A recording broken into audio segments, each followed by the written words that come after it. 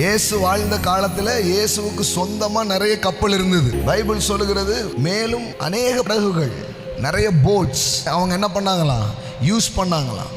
இல்லைன்னா நினச்ச நேரம் இஷ்டத்துக்கு டக்குன்னு ஏறி டக்குன்னு போக முடியுமா? ஓனை என்ன பண்ணியிருக்கிறாங்க, வச்சுருக்காங்க. தூக்கிட்டே போலேன்னு நினைக்கக்கூடாது. எப்படி தூக்கிட்டு போக முடியும்? கூடையே வச்சுட்டு இருந்தால் தான் சொந்தம் நினைக்கக்கூடாது. அவர் ஜனங்களை அனுப்பிவிட்டு அவர்கள் படவில் இருந்தபடியே அவரை கொண்டு போனார்கள். வேறு படவுகளும், நல்ல சவுண்டாக சொல்லுங்கள், கடவுள் எப்படி ஊழியம் செஞ்சுருக்கிறார் பாருங்க. இது எதுக்கு ப்ராஸ்பரிட்டினா, நோக்கத்தை செய்கிறதுக்கு. ஆமென். செல்வம் எதுக்குன்னா, கர்த்தர் என்னை அழைத்த அழைப்பை நிறைவேற்ற ஐஸ்வர்யம் அவசியமாக இருக்குது. ஐஸ்வர்யம் இல்லைன்னா அழைப்பை செய்ய முடியாது. அப்போ ஐஸ்வர்யமே எதுக்கு தான் கொடுக்கப்படுது? ரெண்டு காரியத்துக்காக தான். ஒன்று நீங்கள் அனுபவிக்க, இன்னொன்று அவரை அறிவிக்க. ஆமென்.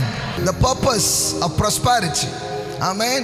For enjoyment, for fulfilling the purpose